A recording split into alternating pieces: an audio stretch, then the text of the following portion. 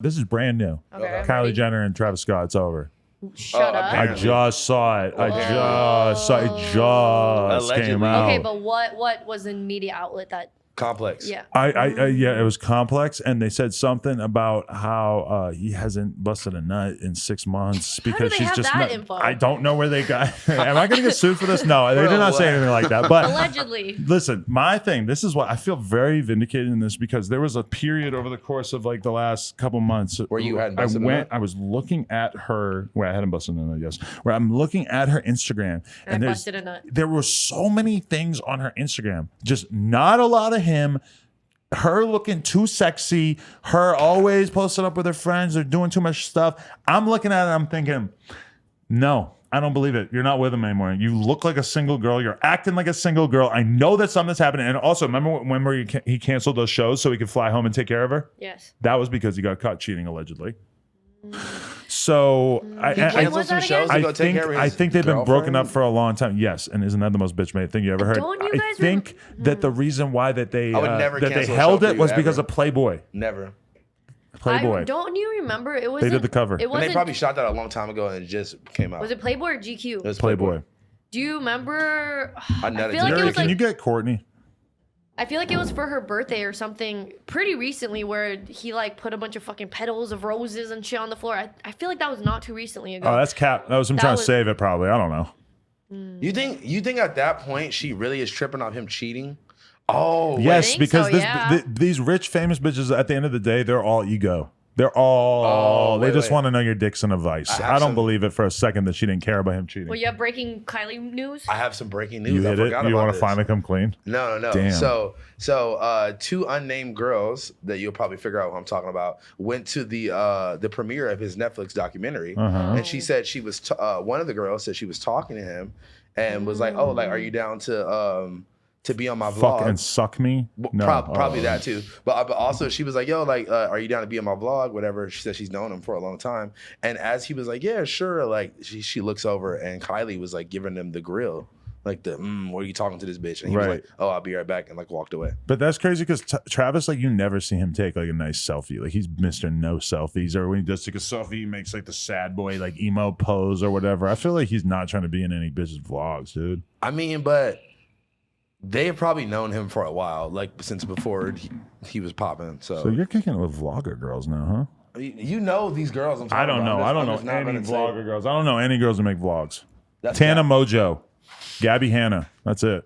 All right. Liza Koshy. Have you seen Lilly Singh's fucking? Who the fuck is that? You don't know who Lilly Singh is? I know who she is. What did you think? Have you seen her show? No. It is flaming hot dog shit. Is Tana's What is show she on doing? MTV yet? She is Like a talk making herself look bad on a daily basis. She's ruining her YouTube career. Her YouTube career was already kind of fucked, but she tried to become like a fucking, Carson Daly ass whatever, like trying to just do like this. a night show type. Yeah, and she's just what is she, Sikh or some shit? She's like fucking. She's brown. She's a woman. They want to like find a way to like take women who are popular on YouTube and put her into a position where they can try to be like, look how woke we are. We're the first ones with this super woke host. Everybody else has white guys. We went and got this bisexual brown woman, and then they put her on TV, and she sucks. It's like, what channel? You're not doing any belittled communities any favors by putting her on air and acting like that bitch is funny, because that shit is sad. I'm very curious to know. What channel is this on? I don't know. Nickelodeon. It's kid shit. Oh shit. No, it's not Nickelodeon. So it's a talk show with like guests and like yeah, she has people Jimmy on, Fallon and and she, shit. she has connections enough that she's been able to like get a decent amount. But I mean, and the crazy thing too is the other day, because she's like Miss Woke, she said something where like somebody was talking about like putting a fucking towel around their head, and she was like, "Oh, like my Sikh friends" or some shit. You would have thought that it was PewDiePie saying the N-word, because they were acting like this was the most racist thing ever, that she compared Sikh people wearing towels on their head to non-Sikh people wearing towels on their head. I'm sorry, at the end of the day, if you wrap a fucking piece of fabric around your head, it's like, is that offensive to like make a joke? You're a late night comedy host and you're going to make a joke about a religious group wearing something on their head that kind of looks like something else. This feels like it should be within the realm of possibility, if you're going to be a comedian, that you're not going to come out and apologize for that. Who was mad? Her fans. Other Sikh people or so whatever. she had to apologize. She had to apologize because she's not that. Whatever. I don't know what exact race she is. Speaking of Comedy is apologies, stressful. you know Eddie Murphy came out and apologized for some fucking stand up he did like 30 years ago. Oh, SMH. What was it though? Because I mean, a lot of these comedians did say some of those insane shit back then. He did that shit literally in like 88. But what did he say? I don't know. I didn't fucking read the article. I just read the headline. Because I mean, you do see a lot of people apologizing for things that you really don't think they should be apologizing for. But then at the same time, that Shane Gillis guy getting kicked off Saturday Night Live, I'm sorry, like everybody's got their own personal standard for what's considered offensive, and I think that when you're calling someone a Jew chink, I think he's not Yang Gang. Jew chink is something that I think we could probably kind of agree crosses the line, and it was like 6 months ago. Okay. I mean, it just is like, I don't know. It's like if you were someone who planned on ever being on TV, wouldn't you probably think that maybe that is something you should not be saying on a podcast? I don't know. I thought that was a lot. I think everything is in context, and it depends on how you're saying it, what you're saying. I probably have Did you pay attention to this? So you defend him saying Jew chink? She's about to not quit. 6 months ago, but I looked into it like a couple weeks ago because I thought we were gonna talk about it. But honestly, I don't fucking remember.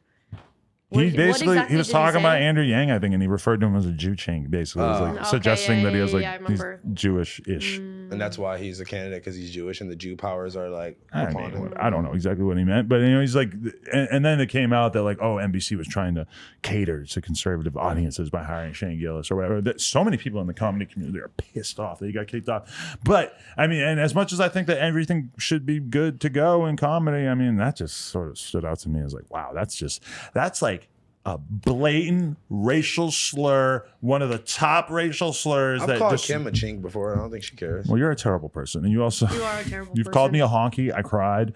I definitely called you a cracker, a honky. I've called you all types of white things. And yet her and I have never called you the N-word. That's not true. What?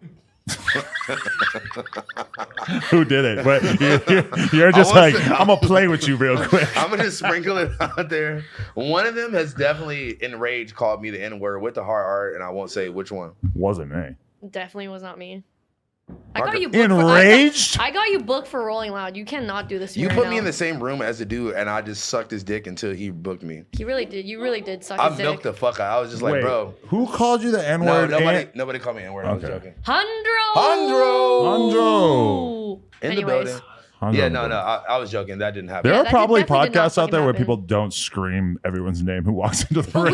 We love everyone and we get excited. Everyone. No, I'm excited. I just didn't scream for that other person because I know who he was. Look at House Phone repping for Ninja. Look at you. I didn't even. Maybe Ninja will shout us out on his channel and get us 5 billion subs. 5 billion? How many subs does he have? What's he doing now? 20 million. Is Fortnite still a thing?